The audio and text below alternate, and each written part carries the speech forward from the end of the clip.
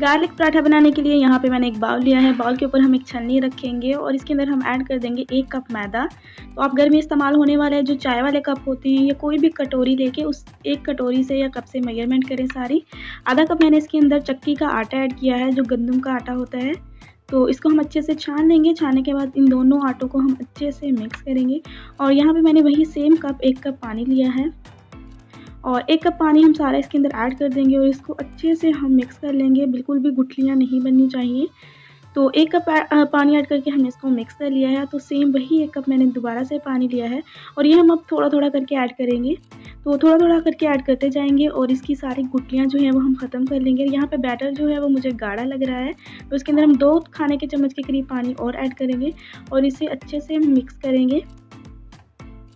तो यहाँ पे हमने बहुत अच्छे से बैटर को मिक्स कर लिया है और ये इसकी कंसिस्टेंसी है।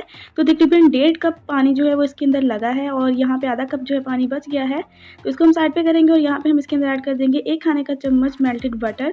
बटर ऐड करने के बाद हम इसको अच्छे से मिक्स करेंगे और स्टेज पे हम इसके अंदर ऐड करेंगे 2 खाने के चम्मच ग्रेट किया हुआ लहसुन यानी कि गार्लिक पराठा है तो हमें इसके अंदर गार्लिक का रिच फ्लेवर चाहिए, इसलिए हम इसके अंदर 2 खाने के चम्मच ऐड करेंगे। और यहाँ पे 1 खाने का चम्मच हमने इसके अंदर ऐड किया है ग्रीन अनियन चॉप किया हुआ, 1 हरी मिर्च बारीक कटी हुई।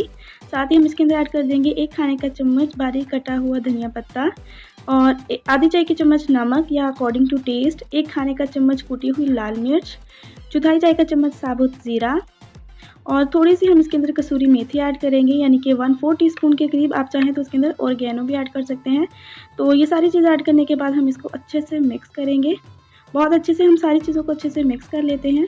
यहाँ पे सारी चीज़ें अच्छे से मिक्स हो गई हैं। तो पराठा बनाने के लिए आप कोई सा भी ऐसा घर में यूज़ होने वाला चाय वाला जो डोंगा होता है ना, आप उसको इस्तेमाल करें या कोई गहरा चम्मच है तो वो यूज़ करें। इससे मेजरमेंट जो है वो ईज़िली हो जाती है पराठे की। पराठा बनाने के लिए मैंने यहाँ पे नॉन स्टिक पैन को हल्का सा गर्म कर लिया है। आपने पैन को बहुत ज़्यादा गर्म नहीं करना है और ना ही इसको ठंडा रखना है। और यहाँ पे मैंने इसको ऑयल से हल्का सा ग्रीस कर लिया है। और पराठा बनाने के लिए आपने नॉन स्टिक पैन ही लेना है, क्योंकि लोहे के पैन के ऊपर आपके पराठे बिल्कुल सही नहीं बनेंगे। तो यहाँ पे मैंने 1 चम्मच जो है वो इसके अंदर डाल दिया है। इसको हम हल्का सा फैला देंगे, हल्का सा, और इसको एक तरफ से हम अच्छे से सिकने देंगे। तो इसी बात का आपने बस ख्याल रखना है कि पैन जो है वो बहुत ज़्यादा गर्म नहीं होना चाहिए, क्योंकि अगर आपका पैन जो है बहुत ज़्यादा गर्म हुआ तो आप इस तरह इजीली पराठे को फैला नहीं सकेंगे। तो जैसे ही एक साइड से हल्का सा सिक जाएगा तो हम इसकी साइड जो है वो चेंज कर देंगे और दूसरी साइड से भी हम इसको हल्का सा सिकने देंगे। तो दूसरी साइड से भी पराठा जो है वो हमारा सिक गया है, तो इस पर हम ऑयल लगाएंगे। तो मैंने 2 चाय के चम्मच ऑयल लगाया है और इसको हम दोबारा से पलट देंगे और अच्छे से, जिस तरह हम आम पराठा बनाते हैं इस तरह हम इसको अच्छे से सेक लेंगे प्रेस करते हुए, ताकि ये अंदर से कुक हो जाए। और फ्लेम आपने यहाँ पे मीडियम रखनी है। मीडियम फ्लेम पे हम पराठा बनाएंगे। तो यहाँ पे हमारा एक पराठा जो है वो फटाफट से तैयार हो गया है। तो इसी तरह हम दूसरा पराठा तैयार कर लेते हैं।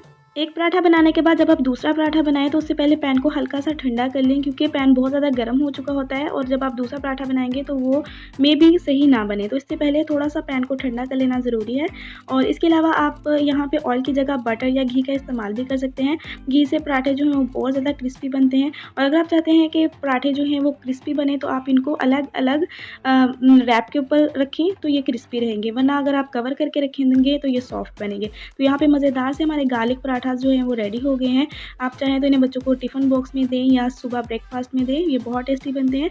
तो मिलते हैं नेक्स्ट ऐसी ही मज़ेदार सी रेसिपी के साथ। तब तक के लिए मुझे दीजिए इजाज़त। अल्लाह हाफ़िज़।